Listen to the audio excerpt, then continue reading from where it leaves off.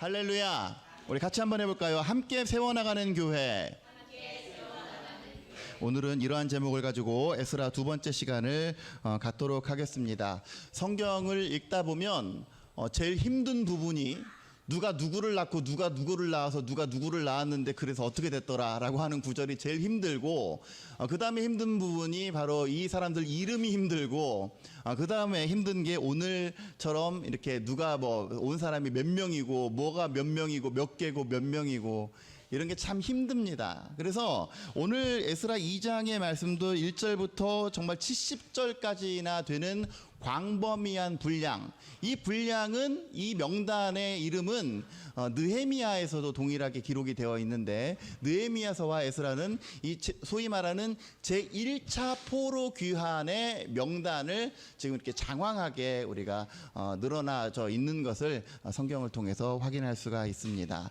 여러분, 지난주에도 말씀드렸듯이 바벨론 시대에 바벨론 포로로 잡혀간 이후로 정권이 바뀌어서 페르시아가 그 실권을 잡고 온 그 제국의 패권을 차지한 이후에 소위 고레스 칙령을 내렸다 그랬죠. 그래서 이 고레스 칙령을 통해서 흩어져 있던 유다인들, 포로로 사로잡혀 있던 유대인들 다시 돌아가서 너희들의 하나님께 제사를 드릴 성전을 지어라 라고 하면서 소위 고레스 칙령을 반포하면서 1차 포로 귀환이 이루어집니다. 이 포로 귀환이 이루어지는 시기가 BC 538년이에요. 이 첫 번째 포로 귀환이 오늘 여러분들 읽으신 그 2장의 1절 2절에 나와 있는 이 명단, 이 이름들이 바로 1차 포로 귀환을 이끌었던 사람들입니다. 2장 1절 한번 보세요.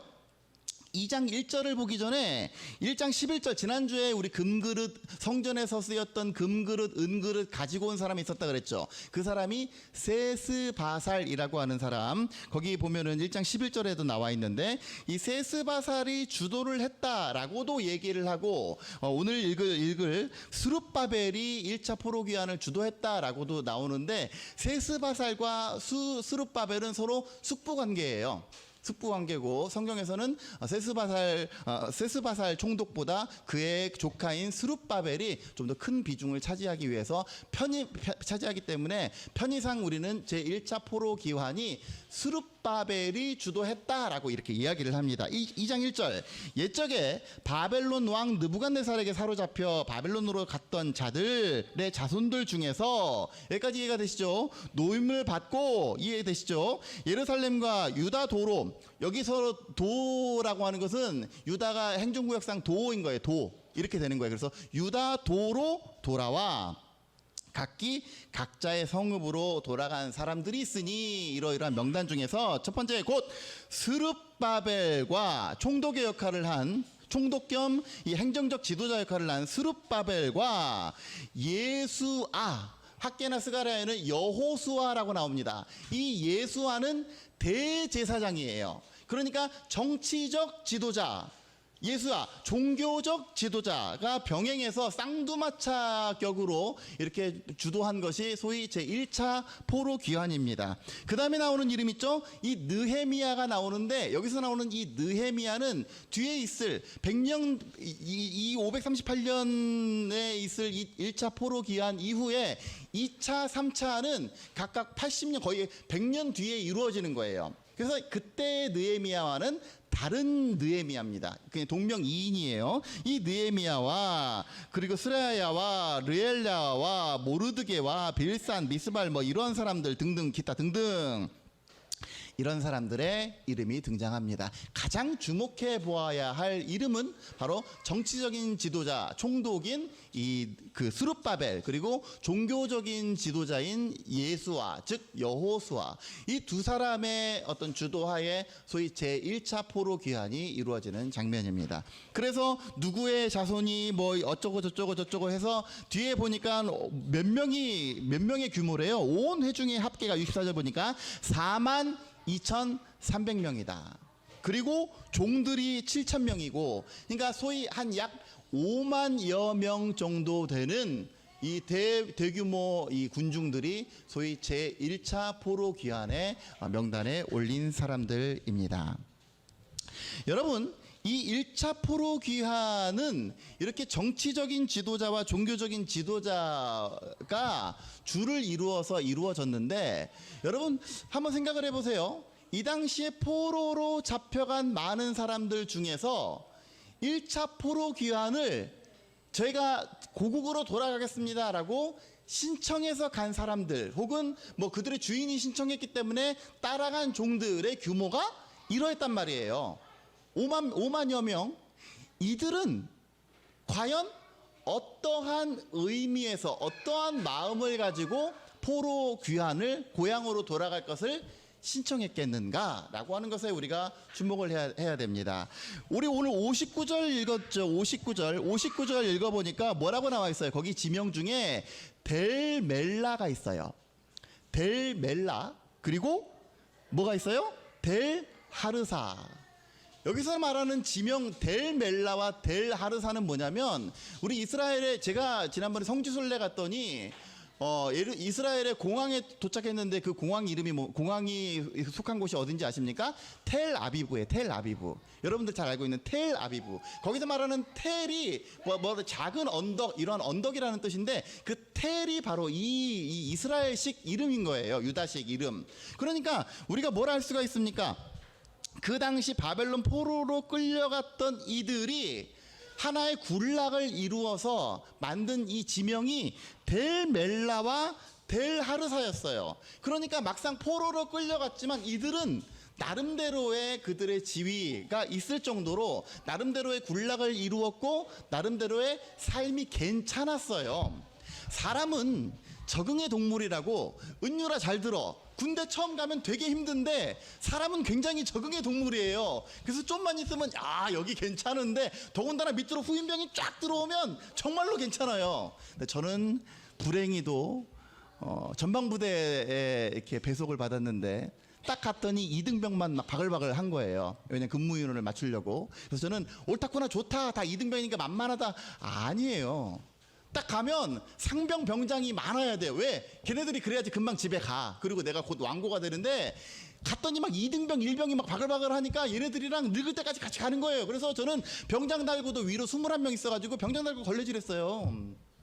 그런데 그 척박한 곳에서도 처음에만 힘들지 의식주가 어느 정도 안정이 되고 조금 삶의 패턴이 안정이 되면 먹고 살만해지는 거예요.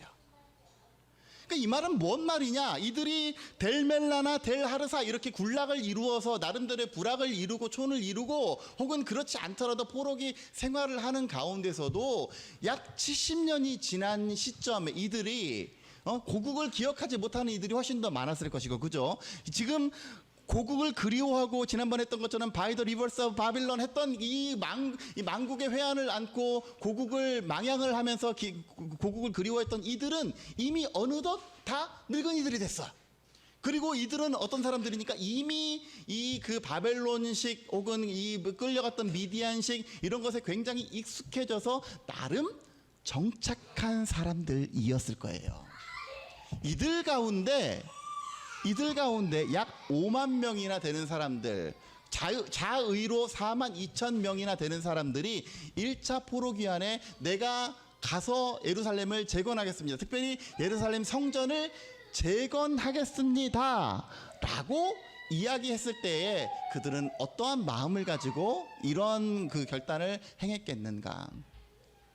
쉬운 여정이 아니죠. 왜? 지금 나는 잘 돼 있는데, 하나님께서 아브라함에게 너는 너의 고향 본토 친척 아버지의 집을 떠나 내가 내게 보여줄 땅으로 가라고 했을 때에 그 선택이 쉬웠겠습니까? 마찬가지 이들에게도. 그럼에도 불구하고, 그리고 고국으로 돌아가는 것까지는 좋은데 그곳에는 아무런 삶의 세팅이 되어져 있지 않습니다. 더군다나 하나님께서 원하셨던 것은 가서 너희들의 밭, 너희들의 삶, 너희들의 집을 먼저 일구어라, 이것이 아니라 가서 여호와의 성전을 건축하라. 아무런 인프라가 구축되어 있지 않고 아무런 그들의 삶이 보장되어 있지 않은 이 1차 포로 귀환에 이들이 제가 가겠습니다라고 했던 가장 결정적인 이유는 바로 종교적인 이유예요. 하나님을 향한 예배의 마음이에요. 하나님의 성전을 향한 갈망하는 마음이에요. 하나님의 것에 대한 굉장히 갈망하는 마음이 있었어요. 여러분, 우리가 일제시대를 생각해 보면 그래도 나름 먹고 살만 했다지만 그럼에도 불구하고 무언가 삶의 제약이 있고 행동에 제약이 있고 뭔가 자꾸 이렇게 되는 거예요. 바벨론식 탄압, 정치적인 그리고 종교적인 탄압 정책에 의해서 이들은 제대로 종교적인 하나님 앞에 예배하는 자가 되지 못했습니다. 비록 굴락으로 함께 모여서 살았을지라도, 비록 그들의 삶이 입에 풀칠하고 살 정도 어느 정도 삶의 패턴이 안정이 되었을지라도 하나님을 향한 예배가 온전하지 못했어요. 마치 우리가 코로나 3년을 지나오는 과정 가운데 중간에 어떤 정부의 영향, 정부의 개입 혹은 사회적인 상황 이런 것들 때문에 예배가 제대로 지속되지 못하고 그런 상황과도 마찬가지로 이들의 삶은 비록 몸은 어느 정도 편했을지는 몰라도 이스라엘에게 약속하신 하나님의 그 선민, 하나님께서 택하신 그 선민 이스라엘 백성으로서 하나님께 예배하는 것이 이들에게 있어서는 가장 큰 갈망이었습니다. 그렇기 때문에 성전을 세운다라고 하는 것은 단순히 그냥 가서 노역하고 이런 의미가 아니었어요. 다시금 하나님께 예배하기를 원한다. 다시금 내가 정말 척박할지라도 고향 땅으로 돌아가서 하나님께 마음껏 예배할 수 있는 그곳으로 돌아가겠다라고 하는 사람들이 자원하는 마음으로 1차 포로기한에 합류하게 되는 겁니다. 그 이후에 2차, 3차가 계속해서 포로기한이 이루어졌다라고 하는 것을 감안하면 뭡니까? 1차 포로기한 때 저희가 가겠습니다라고 했던 사람 이외에 남아있었던 사람들이 많이 있었다. 그래서 지난주에 우리가 그 고렉스 칙령 조서에서 보면 1장 4절에서 6절까지 보면 어떤 사람들은 자기 성읍에 남아있고 차마 가지는 못하고 예물만 보내는 일들도 있었어요. 포로귀한 그 귀환단에다가 내가 직접 가지는 못해. 나는 갈 수가 없어. 왜? 내가 지금 여기에다가 벌려놓은 게 너무 많아. 나는 못 가는데 그래도 내가 마음을 보탤게 하면서 그렇게 예물만 드렸던 이들도 있었습니다. 그 말은 무슨 말이에요? 거기 가는 거 굉장히 나는 주저스러워. 그렇지만 마음은 보탤게. 그런 사람들이 여전히 거기에 많이 있었다는 거예요. 여러분, 역사적으로 봤을 때 바벨론 그리고 페르시아가 이렇게 등장을 하게 되는데, 바벨론이 뭡니까? 바벨론은 하나님의 사람을 예배하지 못하도록 만들어 놓은 나라, 그 세력이 바벨론이에요. 그리고 페르시아는 다시금 하나님께서 통치하게끔 이렇게 역사하는 도구가 된 것이 그것이 페르시아였습니다. 그래서 요한계시록에도 보면 바벨론은 항상 뭐를 상징하냐면 하나님의 사람들을 적대하는 악한 영을 상징하는 것이 바벨론이에요. 악한 영은 바벨론으로 표현되는 거예요. 그래서 사람들은 이 바벨론에 거주하면서 나의 겉사람은 먹고 살만한데 속사람은 그렇지 못한 거예요. 속사람은 하나님 앞에 예배하지 못하는 거예요. 그래서 그 예배하지 못하는 그 자유를 다시금 찾기 위해서 바벨론을 탈출한 사람도 있었고, 소위 포로기한을 통해서 여전히 바벨론에 속한 이들도 있었습니다. 여러분, 이것을 우리식으로 가지고 와볼까요? 어떻습니까? 이 세상이 곧 영적 바벨론인 거예요. 바벨론. 내 마음은 그렇게 하고 싶은데 나는 여전히 세상 가운데서 해야 될 것이 많이 있고, 세상 가운데 즐겨야 될 것이 많이 있고, 세상 가운데 누려야 될 것이 많이 있어서 마음을 다하지는 못하지만 내가 어느 정도는 할게. 그렇게 하는 사람도 있고, 아니면 여전히 주저하고 하나님의 것을 온전히 찾지 못하고, 아이고 아닌데 나는 여기가 더 좋은데 주저하는 이들, 그 상태가 바로 바벨론에 여전히 거주하고 있는 영적인 상태입니다. 여러분, 우리의 삶이 비록 세상이 나에게 윤택하게 해주고 교회 나와봤자 할 거 없고 내가 일만 해야 되고, 특별히 개척교회를 섬긴다라고 하는 것이 얼마나 힘든 겁니까? 지금 1차 포로기한단은 소위 개척교회 섬기러 가는 거랑 똑같은 거예요. 왜? 아무것도 세팅이 되어 있지 않고 손수 다 만들어야 돼. 우리 교회가 그러지 않습니까? 뭐가 제대로 세팅이 되어 있습니까? 다 우리가 가서 나는 그냥 방관자이길 원하는데, 나는 교회에 가서 팔짱 이렇게 끼고 그냥 나는 그냥 그냥 구경하는 사람이길 원하는데, 자꾸 목사는 나더러 뭘 하라 그래. 자꾸 막 헌신을 강요해. 자꾸 뭘 해야만 해. 해야만 하는 분위기야. 그게 개척교회예요. 그게 그렇게 해야 돼요. 그렇지 않으면 설 수가 없는 그게 개척교회인데, 그래서 어떤 사람은 개척교회 섬기는 게 부담스러워서 개척교회를 못 오는 사람들이 많이 있습니다. 왜? 나는 그냥 익명 중에 한 사람, 익명이 보장되어 있어서 군중 중에 그냥 한 사람이었으면 좋겠어. 뭐 물론 그 마음도 존중을 해요. 그러나 개척교회는 그런 교회예요. 아이들이 드럼 쳐야 되고 막 말이죠. 막 뭘 해야 되고 교사 역할도 해야 되고 말이죠.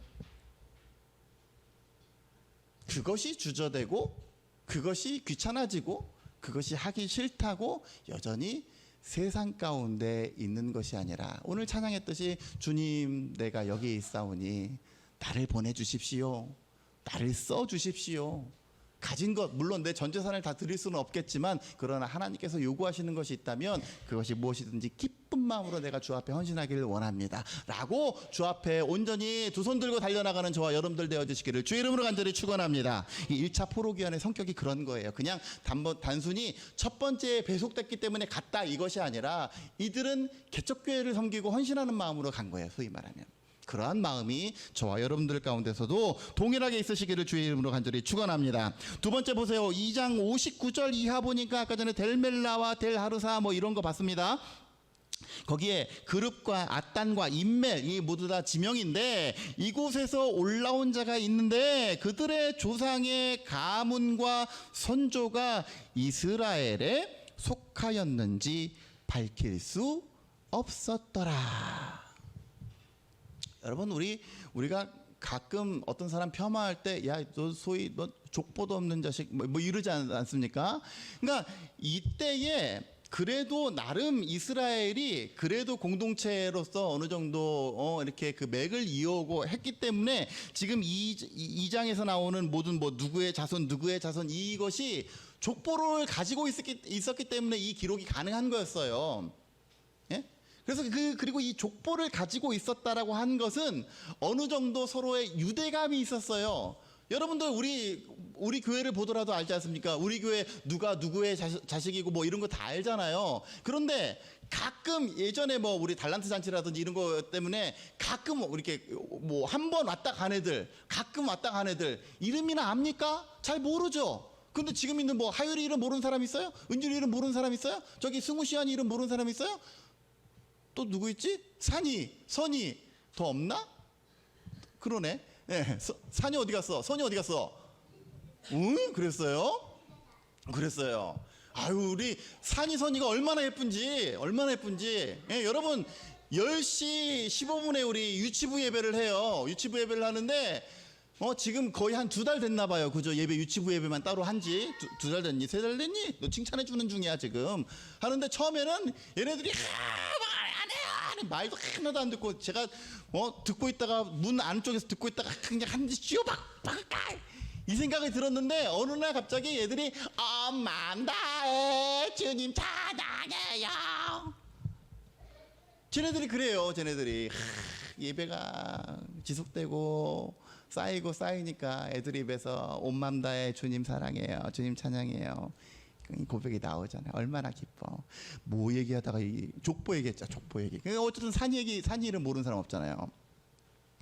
뭘 의미하느냐 하면, 이스라엘 백성들 가운데 그럼에도 불구하고 포로기임에도 불구하고 나름의 유대 관계를 가지고 각자의 위치에서 나름의 이스라엘 백성으로 살아온 사람들은 서로가 서로를 기억하고 족보가 족보를 기억하는 사람들이었습니다. 그런데 그게 유실이 되었던지 혹은 불분명, 이스라엘 백성으로서 불분명한 삶을 살았던 사람들이 있었어요. 그들이 족보에서 기억이 애매모호한 거예요. 특별히 문제가 되는 것은 이들이 제사장 가문이었다고 스스로를 주장하는데, 이들이 제사장인지 아닌지 모르는 거예요. 소위 성직자인지 목사인지 아닌지 잘 모르겠는 거예요. 족보에 없어. 족보 아무리 찾아봐도 족보에 안 나와. 저 사람 기억해? 잘 몰라. 그런데 자기들은 나 목사야, 나 제사장이야, 지금 이렇게 주장을 하는 거예요. 거기 보세요. 17 어디 갔어? 예. 거기 보니까 그들은 60절 들라야 자손과 도비야 자손과 느고다 자손인데 모두 652명이고 제사장 중에는 하바야 자손과 학고스 자손과 바르실레 자손이니, 여기서 말하는 바르실레는 이전에 나오는데 원래 북의 성을 따라야 되는데 바르실레 자손들이 다 딸만 남았어요. 그래가지고 우리 어떻게 합니까? 우리 맥이 끊어졌어요. 그래서 사위를 맞이해가지고 이 저기가 아내의 성을 따른 그 가문이 바로 바르실레 가문입니다. 나중에 기회가 되면 다시 한번 할게. 중요한 게 아니니까. 자, 이 바르실레의 딸 중에 한 사람을 아내로 삼고 바르실레의 이름을 따른 자라, 그 얘기죠. 자, 이 사람들은 계보 중에서 자기 이름을 찾아도 얻지 못했다. 왜? 불분명했어요. 그들은 그렇기 때문에 이들이 정말로 목사인지 정말로 제사장인지 알 길이 없어서 부정하게 여겨 제사장의 직분을 행하지 못하게 했다.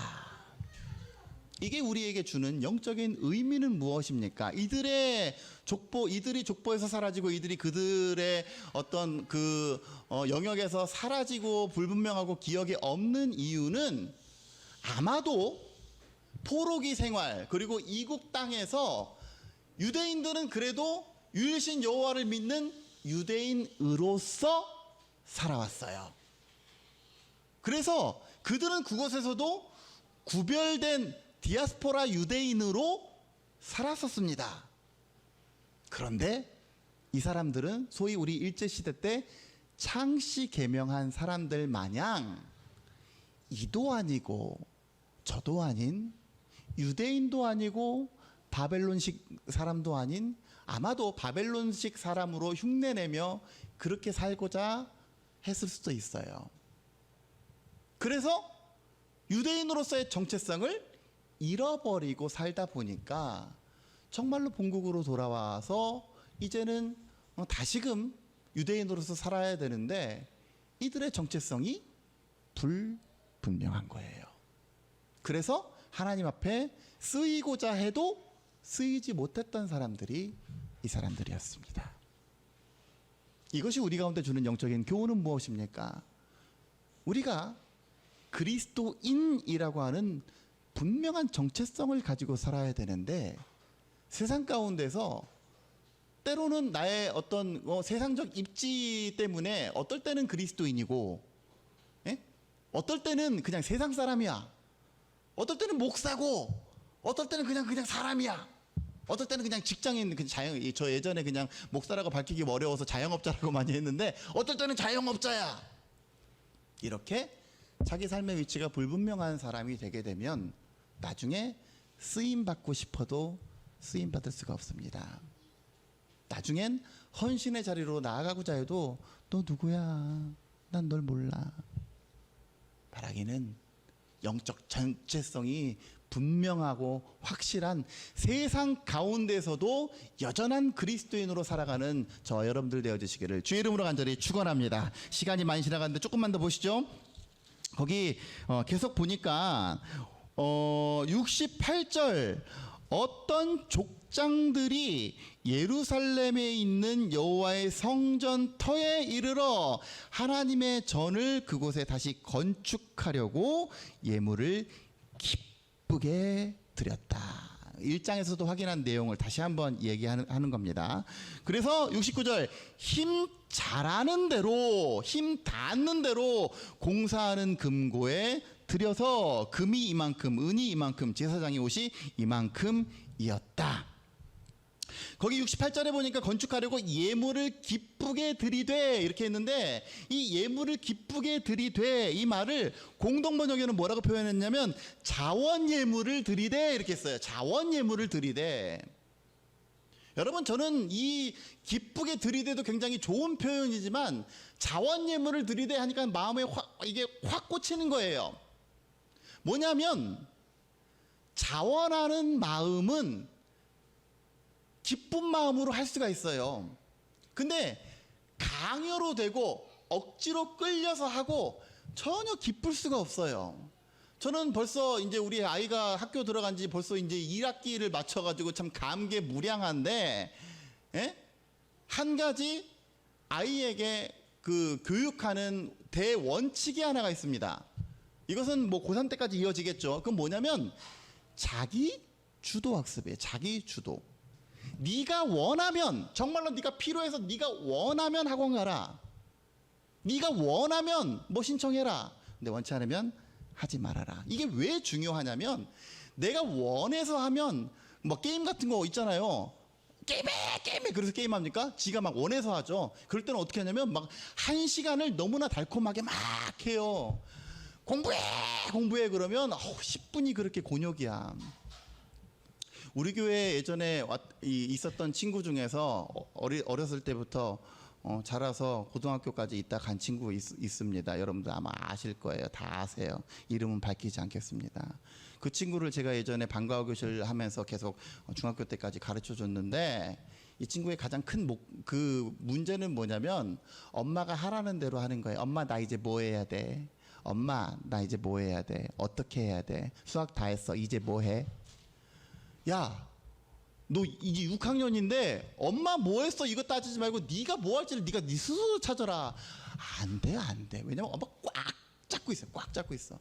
그래서 애가 뭐 해야 될지 판단할 수가 없는 거예요. 엄마 뭐 해야 돼?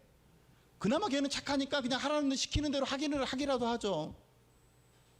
내가 내 스스로 자원해서 주도하지 않으면 절대로 좋은 결과물이 나올 수가 없습니다.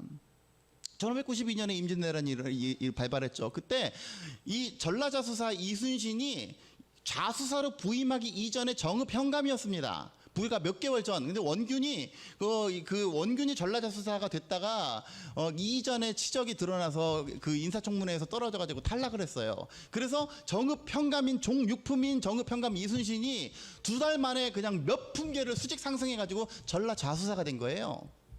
그러니까 그때 있었던 단위 지휘장들이 그 전라자수사를 인정했겠습니까? 인정 안 하죠. 그러니까 이순신의 리더십에 굉장히 막 마이너스가 되는 거예요. 그래서 뭐 이것도 해야 되고 저것도 해야 되고 이 리더십에 마이너스가 생기니까 강경 정책 가지고 말이죠. 단위 지휘관들까지 다 줄 세워가지고 너 이거 해, 너 이거 하고, 너 이거 하고, 너 화포 훈련하고, 그거를 본인이 직접 다 주관해서 명령하고 막 시킨 거예요. 그러니까 오히려 역효과가 일어나. 하라니까 하기는 하지. 그러니까 어떻게 해요? 막 소 질질 끌려가듯이 그렇게 하는 거예요. 근데 순천부사 권준이 옆에서 이야기를 해줍니다. 이런 식으로는 절대 우리는 시키는 대로는 하기는 하겠지만 마음으로는 따르지 않겠습니다. 그랬더니 거기서 깨달은 바가 있는 이순신이 단위 지휘관들에게 각자에 맞는 병과대로 이렇게 임무를 부여하죠. 이 포병, 이 뭐 수군, 이 격군 알아서 잘 운영을 해봐라. 그러니까 거기서부터 막 역사가 일어나는 거예요. 내가 원하지 않, 여러분 우리 신앙생활도 마찬가지입니다. 내가 자원하지 않으면 아무리 여러분 믿어줘요? 기쁜 마음으로 언금해라 돼요? 안 되지. 근데 내가 내 안에 기쁨이 있고 내 안에 즐거움이 있고 내 안에 자원하는 마음이 있으면 예물도 자원 예물이 되고 봉사도 자원 봉사가 되는 거예요. 안 그러면 소 끌려가듯이 그렇게 하는 봉사는 정말 투덜 뒷걸음질 치듯이. 여러분 우리의 신앙생활이 자원하는 마음으로 하나님께 나아가는 그러한 신앙생활이 되길 원합니다. 여러분들의 예물이, 여러분들의 헌신이 자원하는 마음이 되어서 하나님께서도 기뻐하시고 여러분들 스스로도 기쁜 마음으로 하나님께 나아가는 여러분들 신앙생활이 되어지시기를 주의 이름으로 간절히 축원합니다. 마지막으로 거기 70절 보세요. 이에 제사장들과 레위 사람들과 백성 몇과 노래하는 자들 문지기들과 느비님 사람들이 각자의 성읍에 살았다. 이 장을 다 읽지 않았지만 이 장은 아까 전에 처음에 소도에서 말씀드렸듯이 대제사장 여호수아 그리고 뭡니까? 총독인 스룹바벨의 주도하에 이렇게 1차 포로기환이 이루어졌다 그랬어요. 1차 포로기환의 목적은 무엇입니까? 이스라엘의 예루살렘 성전을 재건하는 것. 그러면 이들만 있으면 되지. 여기는 누구도 있대요. 노래하는 사람도 있고 문지기도 있고 느비님 사람들도 있다. 여러분 느비님 사람들이 뭐 하는 사람들입니까? 느비님 사람들. 은유라 뭐 하는 사람이니? 눈 마주쳐서 얘기하는 거야. 느비님 사람들. 그쵸. 성전 막노동자라고 얘기했어요.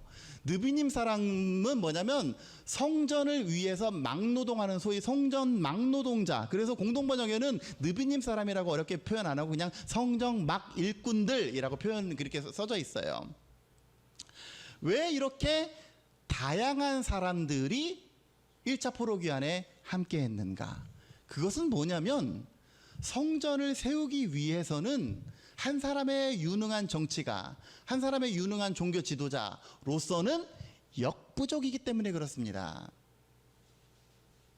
함께 세워나가는 거예요. 함께. 저는요, 참 제가 좀 아니라는 생각을 했던 것 같아요. 어제 우리가 그 오션월드를 가려고 했던 것도 굉장히 뭐 이렇게 그 일기 때문에 또 이렇게 여러 가지 변수가 있어서 그 변수를 차단하고자 지난주에 우리 급살로 정해지지 않았습니까? 그래서 말은 뭐 여름 캠프 그랬지만 사실상 갈 만한 사람들을 추려보니까 우리 김만경 권사님 가정, 그리고 우리 가정, 그리고 잘하면 교회 학교 한두 명 이렇게 되겠더라고요. 그래서 저는 그렇게 생각을 했어요. 아이 뭐 기왕 또 휴가들도 내셨고 또 우리도 또 저기 한다고는 했으니 오션월드 가면 좋잖아요. 가족 단위로 놀기 얼마나 좋습니까? 그러니까 여기 딱 가면 여기 한 가정 이렇게 잘 가족끼리 잘 놀고 또 저기도 우리도 이렇게 잘 놀면서 애들 뭐 혹시 뭐 건이나 뭐 이렇게 한 명 두 명 오면 내가 케어하고 그렇게 이제 대충 갔다 오면 되겠지. 그 생각으로 갔어요, 사실은. 근데 웬걸 제가 오션월드를 한 10년 만에 가봤는데 더 넓어진 거 그렇게 넓은 동네인 줄 몰랐어요. 거기서 애 하나 잃어버리면 끝나는 거예요. 실제로 어제 애 하나를 잃어버렸어요. 그래가지고 막 방송하고 난리 쳤어요. 예? 애들이 잠깐만 기다려 같이 가 했는데 이미 벌써 가버렸어.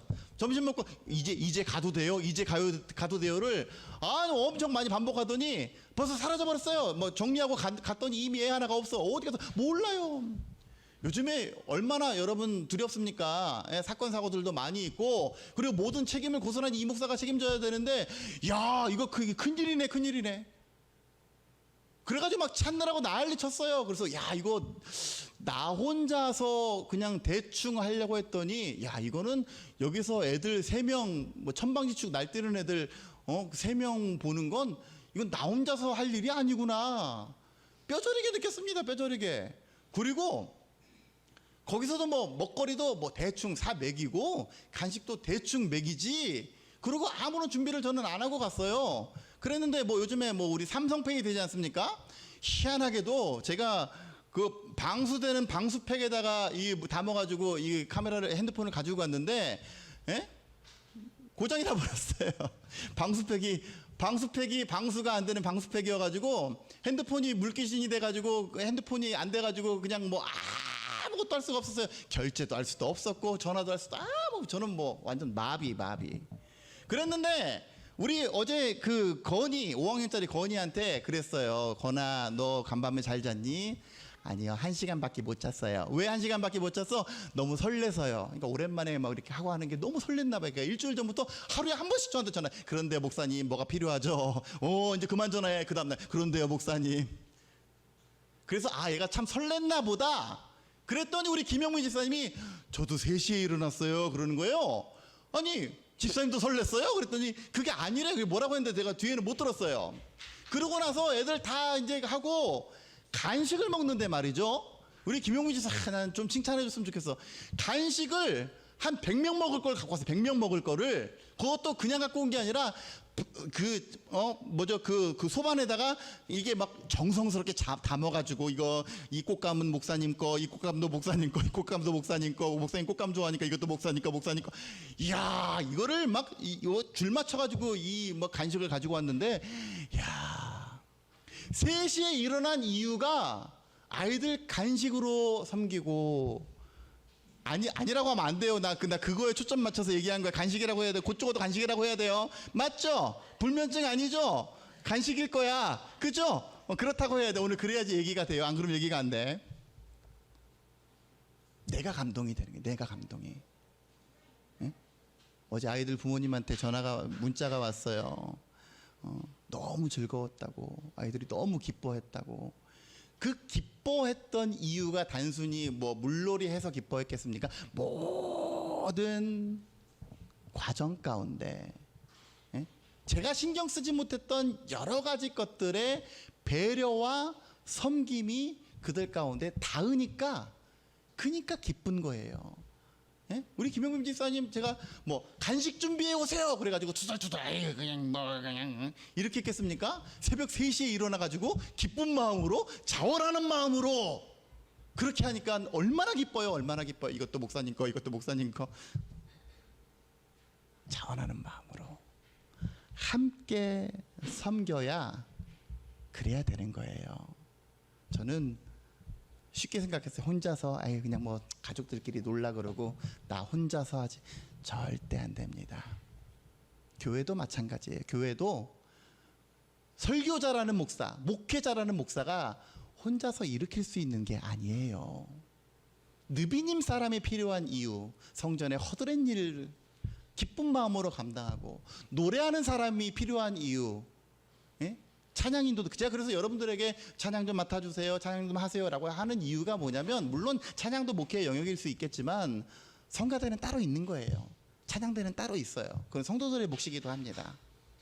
그 모든 것들 문지기들 그리고 정치적으로 행정적으로 해결해 줄 사람들 이러한 총 여러 가지 것들이 다방면으로 함께해야 성전이 세워지는 겁니다. 그래서 이것을 사도 바울은 고린도전서 12장에서 뭐라고 합니까? 여러분들 다 같은 은사이겠는가? 누구는 예언하는 은사를, 누구는 방언하는 은사를, 누구는 성도 섬기는 은사를, 누구는 여러 가지 것들을 하나님께서 다양한 은사를 주셨는데 그 다양한 은사를 주신 이유는 뭐예요? 같이 한번 해봅시다. 그리스도의 몸을 세우려 하기 위해서.